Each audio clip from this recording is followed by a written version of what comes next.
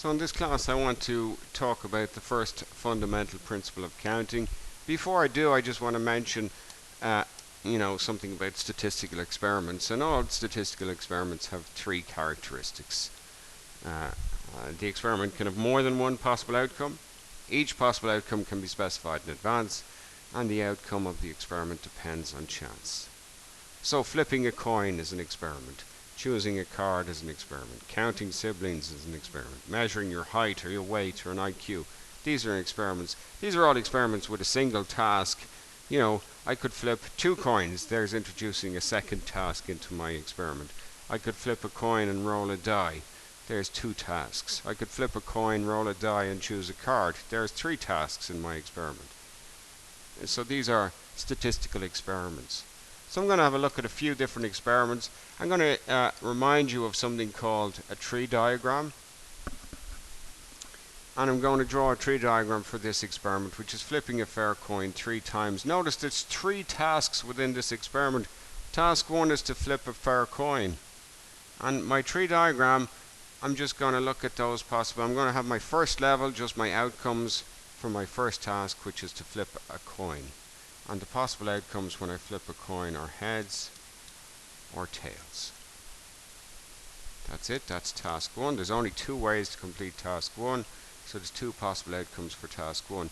Task 2 is to flip a fair coin task 2 is to flip a fair coin again. There are 2 ways to complete that. But if I'd got heads on the first, those 2 ways, I'm thinking after 2 flips we could have heads or heads tails. But also these 2 outcomes for the second task could follow a tail on the first task. So it could be tails heads or tails tails.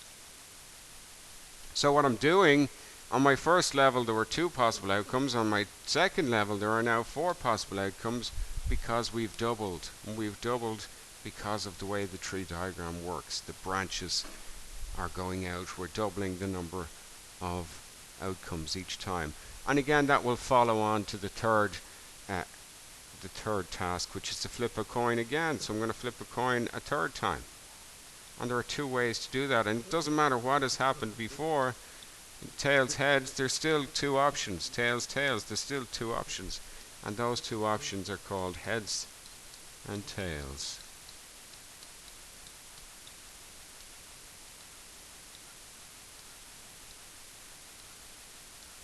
So there were 2 ways to complete the first task, 2 ways to complete the second task, and 2 ways to complete the 3rd task.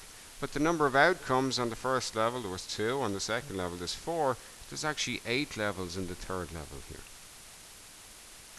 Because we're doubling each time. That's just the nature of the tree diagram.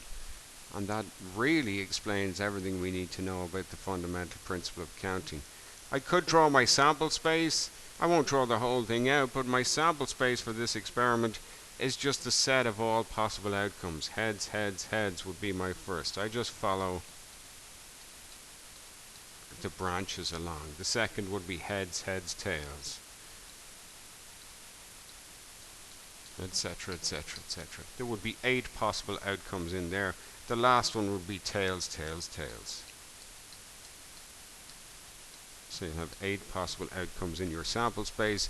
Your sample space is the set of all possible outcomes. So 2 ways to complete the first task, 2 ways to complete the second task, 2 ways to complete the 3rd task, 8 ways to complete the experiment altogether.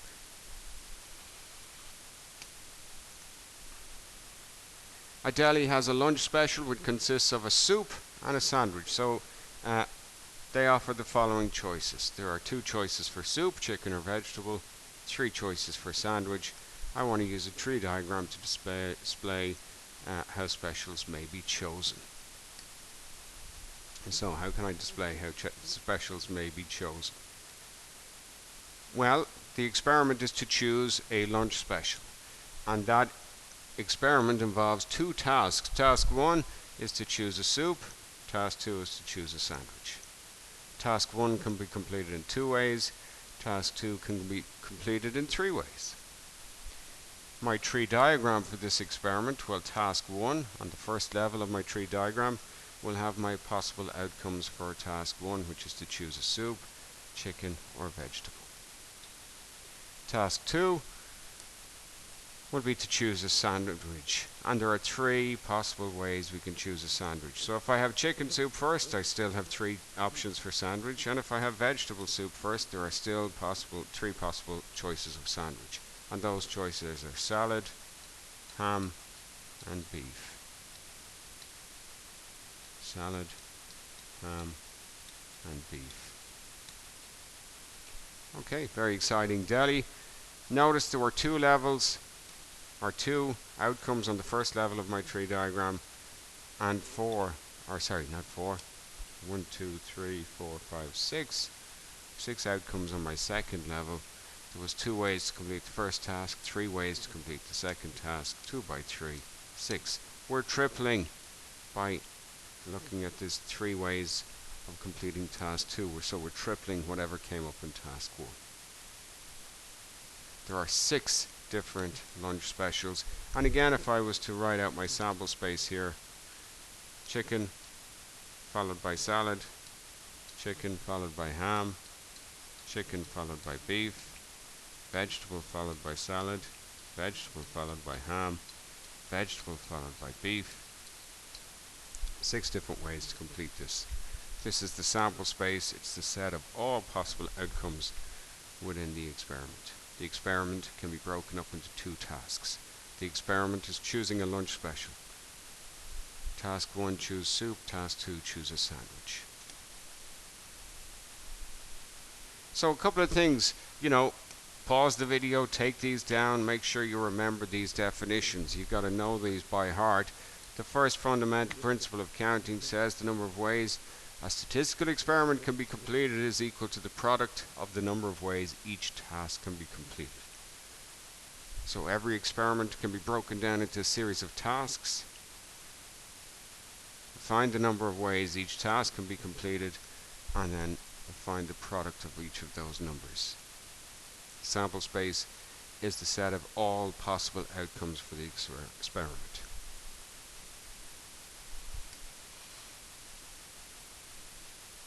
So, a deli has a lunch special which consists of a soup, sandwich and a dessert. They offer the following choices. There are tomato, chicken, noodle or vegetable, 3 choices of soup. Chicken, ham, tuna or beef, that's 4 choices of sandwich. Cookie or pie for dessert, that's 2 choices of dessert. How many lunch specials are there? Well, my experiment is to choose a lunch special, and that experiment involves 3 tasks. Choosing a soup, then choosing a sandwich, then choosing a dessert. Task 1 can be completed in 3 ways. Task 2 can be completed in 4 ways. Task 3 can be completed in 2 ways. By the fundamental principle of counting, this experiment can be completed in 3 by 4 by 2 ways, which is 24 ways. Or in this case, the unit is lunch specials. So 24 lunch specials in this case. Again, let's look at a few fairly basic things. I'm taking a test that has 5 true or false questions. If you answer each question with true or false and leave none of them blank, in how many ways can you answer the whole test? The experiment is to answer the test, complete the test. Task 1 is to answer question 1. In how many ways can I complete task 1? Well, there are 2 ways. I can answer either true or false. So 2 ways to complete task 1, which is to answer question 1. Task 2 is to answer question 2. In how many ways can I do that? Well, again, the options are true or false. Task 3, answer question 3. Task 4, answer question 4. Task 5, answer question 5. There's 2 ways I can answer question 5. It's either true or false. So there are actually 32 possible ways I can complete this experiment or answer this whole test. The experiment is to answer the whole test. That experiment can be broken up into a series of tasks, and we can work out the number of ways to complete the whole test based on that. Give 3 shirts and 4 trousers. How many outfits? Task 1, choose a shirt. 3 ways to complete that task. Task 2, choose a pair of trousers. Choose a pair of trousers. There are 4 ways to do that. So there are 3 by 4, 12 ways to complete task 1 followed by task 2. There are 6 flavors of ice cream and 3 different cones. How many treats? The experiment is to choose a treat. This experiment can be broken up into 2 tasks. First task, choose a flavor of ice cream. There are 6 ways to complete that task. Second task, choose a cone. There are 3 different ways to choose a cone. So by the fundamental principle of counting, there are 6 by 3, 18 ways to complete task 1, followed by task 2. So there are 18 treats here from which I can choose. Choosing a car. The experiment is to choose a car. There are 3 tasks. First task is to choose a body style. Second task is to choose a color. Third task is to choose a model. There are 2 ways to complete the first task. There are 5 ways to complete the second task. There are 3 ways to complete the third task. There's going to be 30 different cars from which I can choose. Again, all of these I could draw a tree diagram, but if you think about it, if I was to start here, 2 body styles, sedan or hatchback, and then 5 colors, well then I'd be starting to put in 5 kind of branches here. I'm putting in my colors here, and then 3 models. It's going to get quite messy, my tree diagram. So make sure you understand the fundamental principle of counting. It just explains really how tree diagrams work. In how many ways can 6 books be arranged on a shelf? Well, task 1 is to choose a book and put it in the first position on the shelf, and there are 6 ways I can complete that task. Task 2 is to choose another book and put it on the shelf. But notice, if I've put 1 book on the shelf, there will only be 5 books remaining that can go into that second position on the shelf. Task 3 is to choose another book to go in position 3, but I'll already have used 2 books at that stage, so there will only be 4 books remaining. Task 4 is to choose a book for position 4. There will only be 3 books remaining because 3 will all have been used.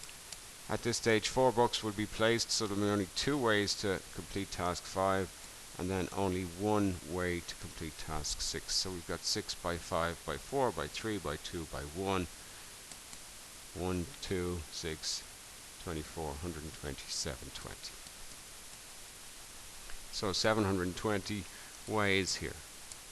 Little note, this quantity here, when we take a natural number and multiply it by all the natural numbers that are no less than it, that's called a factorial. So that's actually called 6 factorial. Is kind of a short way of writing 6 by 5 by 4 by 3 by 2 by 1.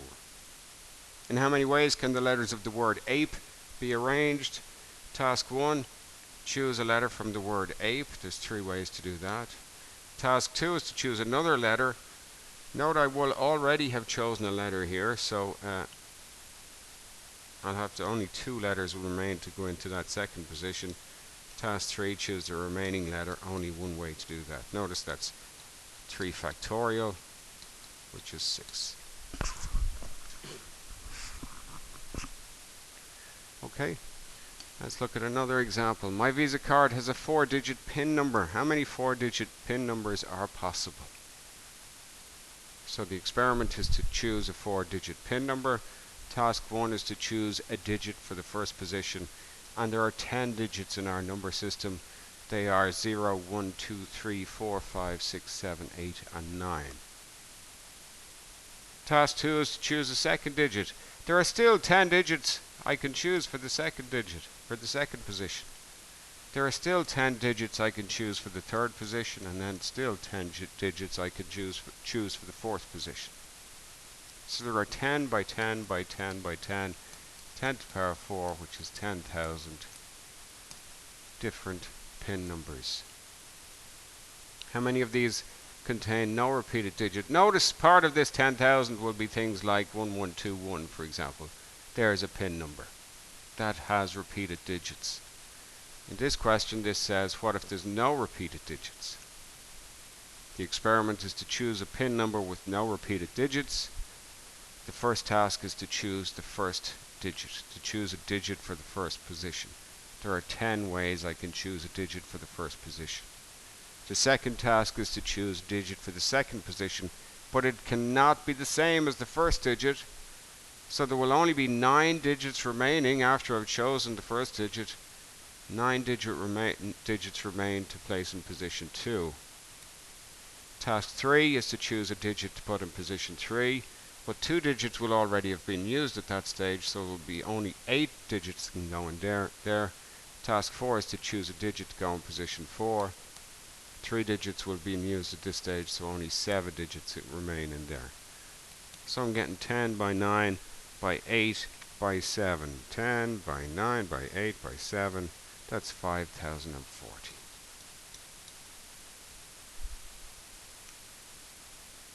Okay, containing no repeated digits. So 5040 of these contain no repeated digits.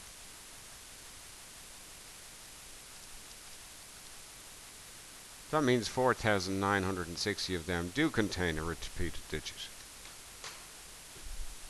How many 4-digit pins do not begin with 0? So, task 1 is to choose a digit that is non-zero. It cannot begin with 0. So, the number of ways to choose a digit that is not 0, there are 9 ways I can complete the first task, which is to choose a digit for position 1 that cannot be 0. After that, we've got all the digits available to us. So there are 10 digits I can put in position 2, 10 digits I can put in position 3, 10 digits I can put in position 4. So there's going to be 9,000 of these digits do not begin with 0. That means 1,000 of these pins do begin with 0. 10,000 pins altogether, 9,000 don't begin with 0, so 1,000 do begin with 0. How many neither begin with 0 nor contain a repeated, that should say digit, that's a typo. How many neither begin with 0 nor contain a repeated digit? Task 1, again the experiment, choose a pin that doesn't begin with 0 and doesn't contain a repeated digit. Task 1, choose a digit for position 1. It can't be 0, there are only 9 digits can go in position 1. Task 2 is to choose a digit for position 2. 1 digit will be already used, so there will only be 9 digits remaining at that stage to go in position 2. Task 3 will be to choose a digit for position 3. 2 digits will have been used at this stage, so there will only be 8 digits remaining. And then for position 4, there will only be 7 digits remaining from which to choose. So we're getting 9 by 9 by 8 by 7. And I'm just using my calculator here. That's 4,536. So 4,536 out of all these 10,000 pin numbers neither begin with 0 nor contain a repeated digit. Okay, and that's the first fundamental principle of counting.